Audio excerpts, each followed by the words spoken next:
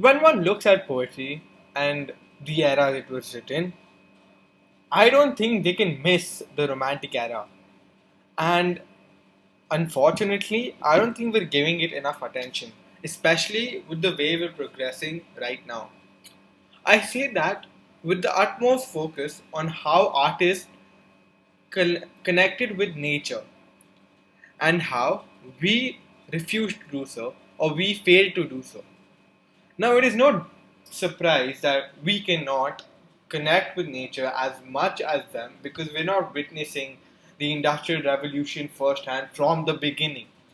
For them, they had seen the rise of the Industrial Revolution and had envisioned the probable downfall of nature. While some artists believed in the inevitability of nature thriving and destroying industries, the others believe that the industries, because of its synthesized nature, because of their chemical nature, they will dominate over nature. Irrespective, they attempted to connect with nature in a manner we have not even reached yet. And currently, looking at the situation, we should have at least attempted, if not connected, we should have attempted to connect with nature. For the lesser we appreciate nature, the more it's going to haunt us in the future.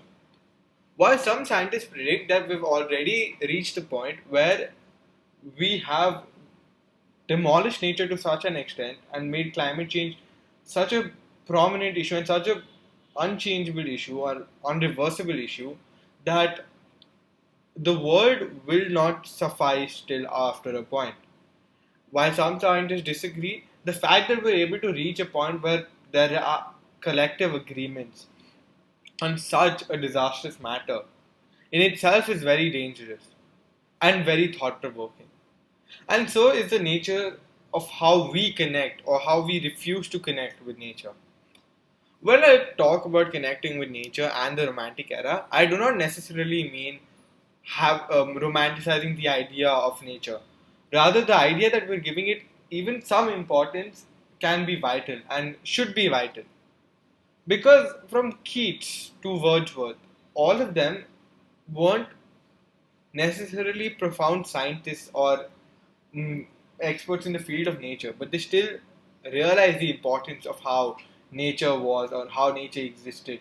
And I think that is the true and that is the best power the Romantic era has had over us. And personally, I do not think we'll be able to match such profoundness with the manner we are progressing now.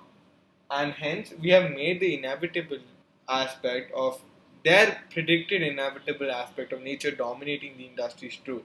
Because ultimately, we are part of the industries as well. Now, one line which may not necessarily be from the Romantic era, which strikes fear the most within me, is from Sarah Teasdale's There Will Come Soft Rains. And it is deeply disheartening for me to realize how true that scenario is becoming. Because as I read through Sarah Teasdale's There Will Come Soft Rains, I realize that it's only becoming more true or it's only becoming more real.